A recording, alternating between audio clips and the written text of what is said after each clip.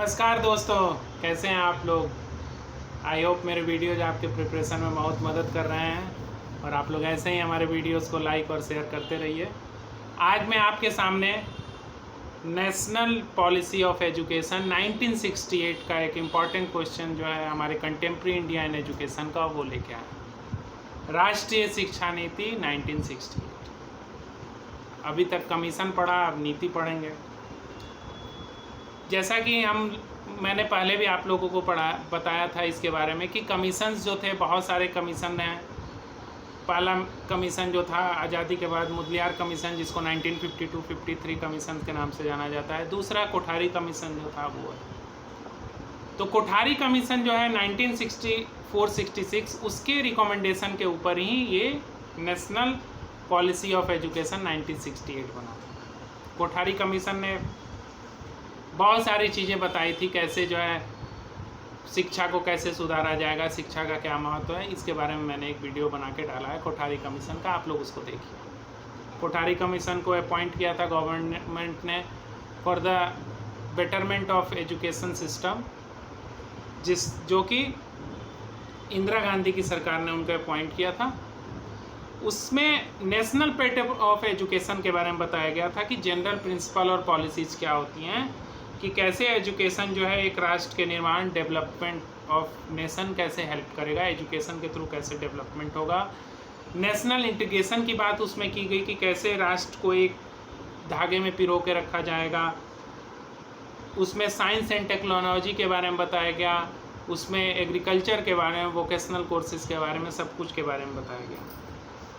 फिर जब ये कमीशन ने अपनी रिपोर्ट डाली तो उसमें ये चीज़ों को, उनके सुझाव को ध्यान में रखते हुए एक राष्ट्रीय शिक्षा नीति का निर्माण किया गया, जिसे कि राष्ट्रीय शिक्षा नीति 1968 कहा जाता है। तो जितने भी रिपोर्ट थे और सिफारिशें थी, उनको इंदिरा गांधी सरकार ने 1968 शिक्षा नीति के रूप में घोषणा किया, जो कि राष्ट्र की पहली शिक्षा नीति है। ये भी ध्यान में रखिएगा कि ये इसके पहले कोई शिक्षा नीति नहीं आई थी, राष्ट्रीय शिक्षा नीति नहीं आई थी। कमीशन बने थे लेकिन नीति कोई नहीं आया था। तो ये चीज़ ध्यान में रखिएगा। और ये radical reconstruction of education on the broad of lines recommended by education commission था, कि कैसे सुधार के साथ जो है बच्चों को सर्वांगीण विकास किया जाएगा। और जो सोशलिस्ट पैटर्न ऑफ सोसाइटी है, समाज का जो सोशलिस्ट पैटर्न है, मतलब सभी को बराबरी का अधिकार दिया जाए, सभी को शिक्षा का अधिकार दिया जाए, राष्ट्र के इंटीग्रेशन की बात हो, इन चीज़ों को इसमें बताया गया। तो उन्होंने अपने जो सुझाव दिए थे उसको इस नीति में डाला गया, जो कि राष्ट्रीय विद्यालय प्रणाली का एक अहम पार्ट है। और इसमें जो है जाति, धर्म, पंथ और इन चीज़ों को ध्यान में रखते हुए छात्रों को शिक्षा कैसे दी जाए, इसका बात किया गया। इन चीज़ों को सुझाव देते हुए उन्होंने बहुत सारे रिकमेंडेशंस दिए और इन रिकमेंडेशन को लेते हुए राष्ट्रीय शिक्षा नीति बनी, जो कि 1968 में इंदिरा गांधी की सरकार ने उसको लागू किया। तो क्या क्या फीचर्स थे इसके? तो बहुत सारे इसके फीचर्स थे। पहला ये था कि फ्री एंड कंपल्सरी एजुकेशन। इसमें क्या था कि निःशुल्क और अनिवार्य शिक्षा की बात की गई 14 वर्ष की आयु तक के बच्चों को, जो कि राज्य का कर्तव्य है, जो कि डायरेक्टिव प्रिंसिपल अंडर आर्टिकल 45 आता है, जिसे कि हम DPSP के नाम से जानते हैं। Directive principle of state policy क्या है, इसके बारे में मैंने एक वीडियो बनाया, आप लोग उसको देखिए। तो आर्टिकल 45 ये बोलता है कि ये राज्य का अधिकार है कि वो 14 वर्ष की आयु तक के बच्चों को मुफ्त और अनिवार्य शिक्षा उनको देना, ये उनका कर्तव्य है, ये ड्यूटी है उनका।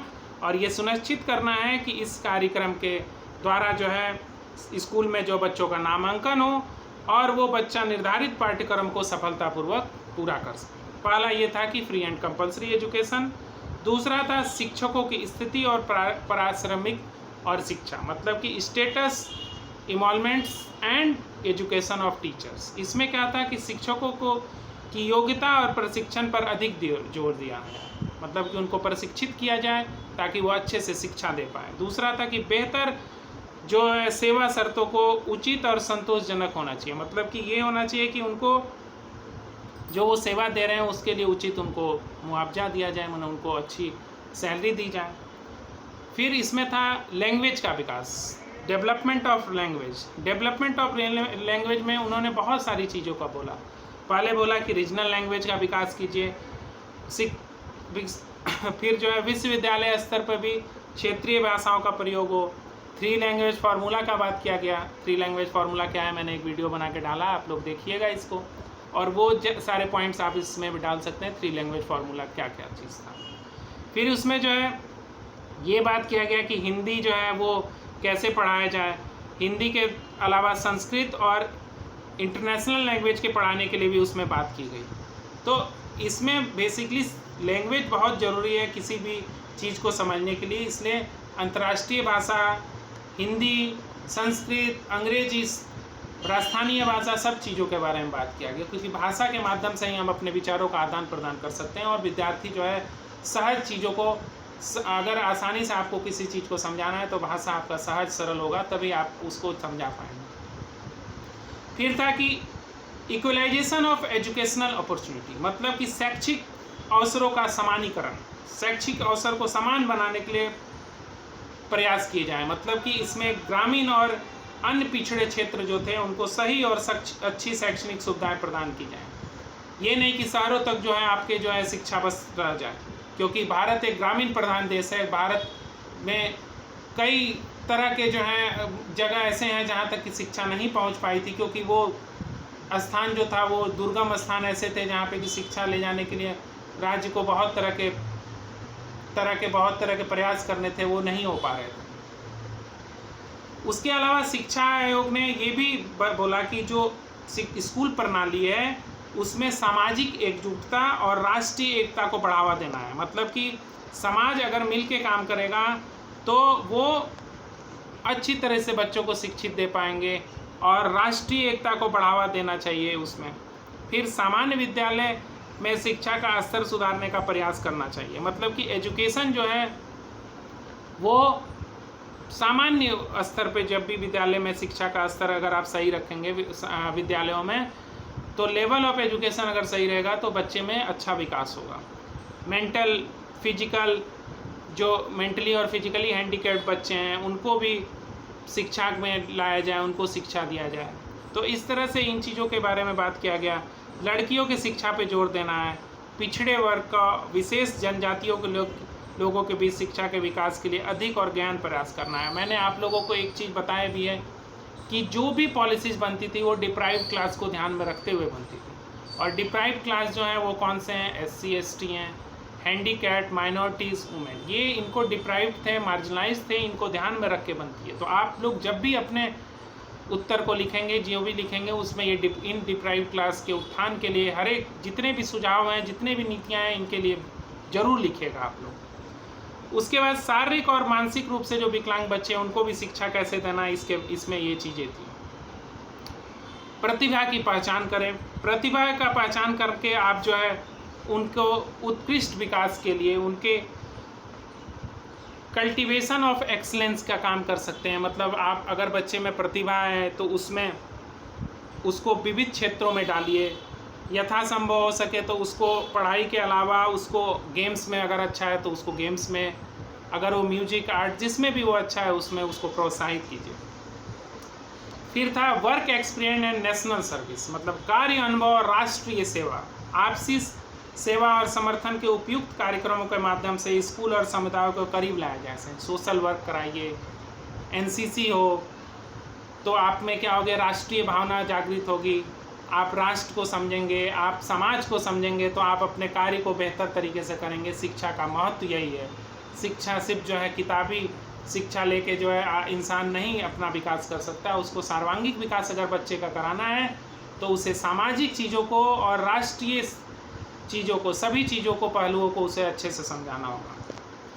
फिर था साइंस एजुकेशन एंड रिसर्च, मतलब विज्ञान शिक्षा और अनुसंधान।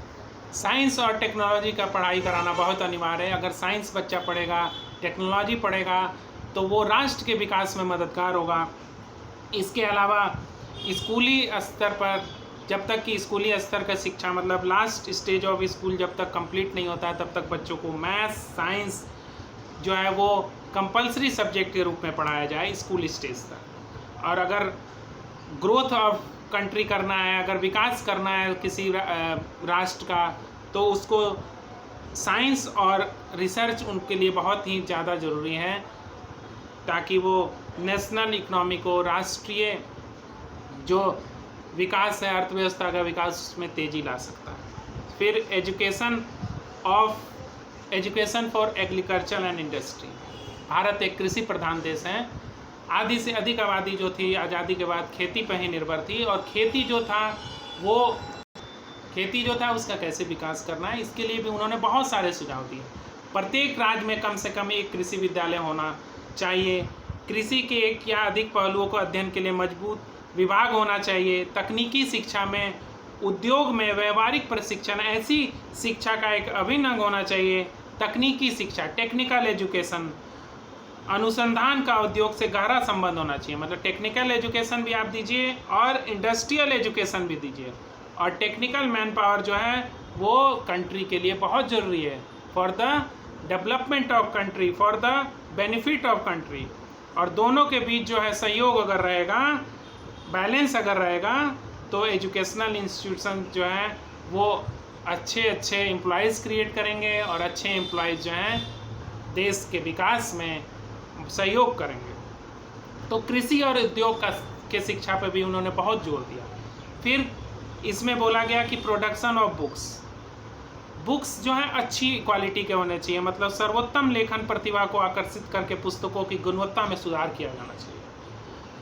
मतलब कि क्वालिटी ऑफ बुक्स जो है वो ऐसी होनी चाहिए जिसमें कि प्रोडक्टिव चीज़ें हों, हाई क्वालिटी टेक्स्ट बुक होने चाहिए स्कूल और यूनिवर्सिटीज़ में, और उनके प्राइस जो है बहुत ज़्यादा नहीं होना चाहिए, क्योंकि अगर ज़्यादा प्राइस रहेंगे तो बच्चे अफोर्ड नहीं कर पाएंगे।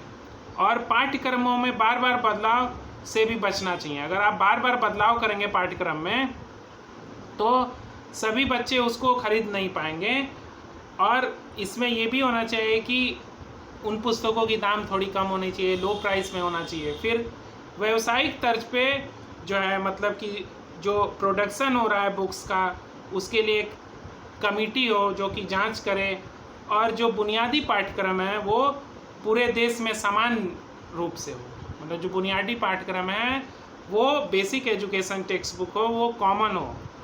और ये भी ध्यान रखना चाहिए कि बच्चों के लिए पुस्तकों और क्षेत्रीय भाषाओं में विश्वविद्यालय स्तर की पुस्तकों का विशेष ध्यान देना चाहिए। क्योंकि जो यूनिवर्सिटी लेवल की जो बुक है रीजनल लैंग्वेज में होगी, या जो बुक चिल्ड्रन की वो रीजनल लैंग्वेज में होगी, तो बच्चे अच्छी तरह से समझ पाएंगे और वो उनको चीज़ों को समझने में आसानी होगी। फिर इसमें कहा गया कि परीक्षा में सुधार एक प्रमुख लक्ष्य था, क्योंकि अगर मूल्यांकन जो है, इवोल्यूशन अगर सही तरीके से होगा तो बच्चे का क्या डेवलपमेंट हो रहा है, विकास हो रहा है, हम इसको समझ पाएंगे। और शिक्षा देने का उद्देश्य जो है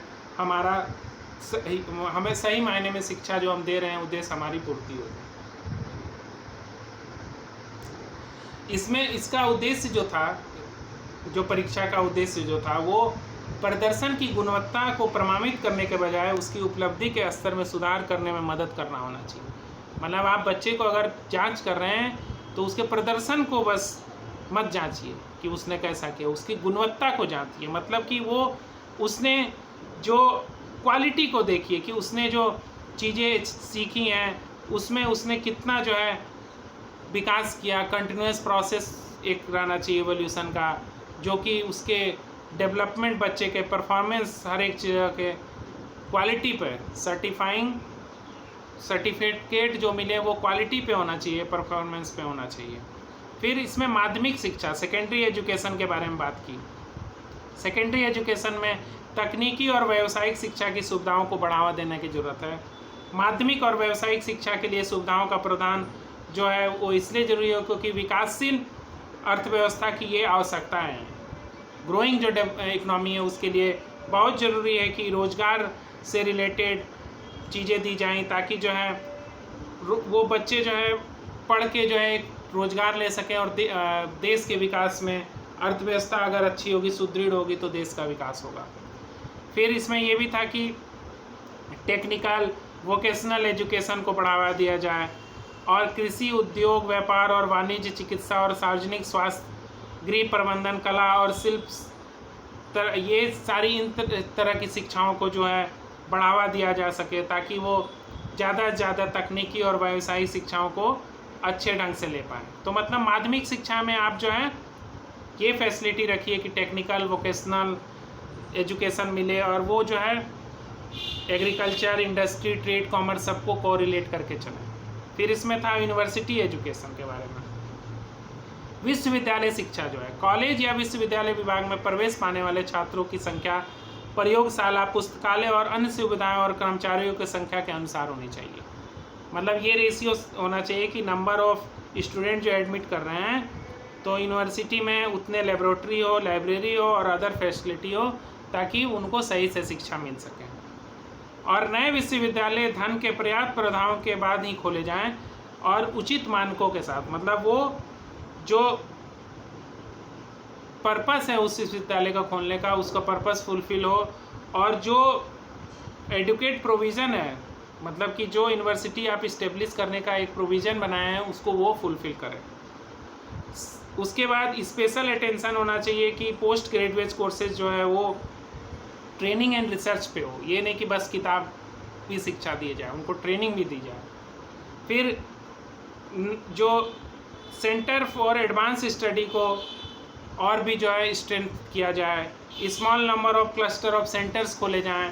उसके बाद इंक्रीज सपोर्ट किया जाए यूनिवर्सिटी को कि वो रिसर्च के चीज़ों को और रिसर्च के प्रोग्राम को ज़्यादा से ज़्यादा कर सकें। इसके बाद था इसमें spread of literacy and adult education, मतलब कि जो लिटरेसी थी उसको कम कैसे किया जाए, उसके लिए जो है और भी तरह की चीज़ों का प्रावधान इसमें किया गया कि कैसे जो है इंडस्ट्रियल चीज़ों को बढ़ावा दिया जा सके। इसमें एडल्ट एजुकेशन के बारे में बात किया गया। एडल्ट एजुकेशन का ये मोटिव था कि अगर किसी की पढ़ाई बीच में छूट गई हो किसी कारणवश, तो वो जो है अपने फिर से जो है वो अपनी शिक्षा को प्राप्त कर सके। साक्षरता अभियान के द्वारा, साक्षरता अभियान में आयोजन में शिक्षकों और छात्रों को सक्रिय रूप से शामिल किया जा सके। गेम्स एंड स्पोर्ट्स के बारे में, क्रीड़ा के बारे में, मतलब कि शारीरिक फिटनेस और कौशल में सुधार कैसे किया जाए, क्योंकि खेलने में अगर बच्चा सही रहेगा, सही ढंग से खेलेगा, तो उसका शारीरिक विकास होगा, मानसिक विकास होगा। एजुकेशन ऑफ माइनॉरिटीज़ के बारे में बात किया गया, अल्पसंख्यकों की शिक्षा के लिए। इसमें ये बात बोला गया कि जो अल्पसंख्यक है उसके लिए कैसे उनके शिक्षा को बढ़ावा दिया जा सकेगा। अगस्त 1961 में मुख्यमंत्रियों की और केंद्रीय मंत्रियों की एक मीटिंग हुई और उसमें ये इनके लिए एक बयान दिया गया कि कैसे जो है अल्पसंख्यकों की शिक्षा को कैसे बढ़ावा दिया जाएगा। और आखिरी जो इसमें बात किया गया था कि शैक्षणिक जो एजुकेशनल स्ट्रक्चर होगा वो कैसा होगा। तो देश के सभी हिस्सों में मोटे तौर पे एक समान शैक्षिक रचना का बताया गया कि एक कॉमन सिस्टम हो, एक कॉमन स्ट्रक्चर हो, और जो कि 10+2+3 पैटर्न पे काम करेगा। 2 साल तक उच्चतर माध्यमिक चरण पे और स्थानीय परिस्थितियों के अनुसार स्कूल, कॉलेज या दोनों स्थिति में ये लागू होगा। तो इस तरह से 10+2+3 पैटर्न जो हायर सेकेंडरी स्टेज पर 2 इयर्स के लिए होगा, स्कूल, कॉलेजेस और लोकल कंडीशन को ध्यान में रखते हुए। तो इस तरह से इसमें जो भी चीज़ें दी गई थी वो सभी पहलुओं को ध्यान में रखते हुए दी गई थी। इसके जो बच्चों के लिए करिकुलम कैसे बनाया जाए, स्कूल कैसे काम करेगा, वोकेशनल, इंडस्ट्रियल कोर्सेस, एग्रीकल्चर से रिलेटेड चीज़ों को दिया गया था। और इसमें ये भी था कि एजुकेशन जो है वो नीड है, ज़रूरत है, और इसके लिए जो एजुकेशन पे खर्च होगा वो 6% ऑफ नेशनल इनकम जो है वो उस पर खर्च होगा। तो चूँकि reconstruction of education is not a easy task, बहुत तरह की चीज़ों को ध्यान में रखना होता है। आपको धन चाहिए, उसके लिए आपको आपकी नीति अच्छी होनी चाहिए और आपका एडमिनिस्ट्रेशन अच्छा होना चाहिए। तो इन चीज़ों को इसमें करते हुए एक नीति बनाई गई जिसे कि 1968 नेशनल एजुकेशन पॉलिसी कहा जाता है। और इस तरह से ये एजुकेशन पॉलिसी जो थी शिक्षा के स्तर को सुधार करने के लिए एक बहुत ही एजुकेशन के फील्ड में एक माइलस्टोन है, जो कि एजुकेशन को अच्छे स्तर पे भारत में लाने में बहुत ही मददगार रही। तो दोस्तों, इसी के साथ ये वीडियो में जो भी सुझाव आपको देने हैं वीडियो से संबंधित आप ज़रूर दीजिए, और अपने सुझाव को आप जितना देंगे मुझे उतना प्रोत्साहन मिलता है और मैं अच्छे अच्छे वीडियोज़ आपके लिए ले आता हूँ। धन्यवाद।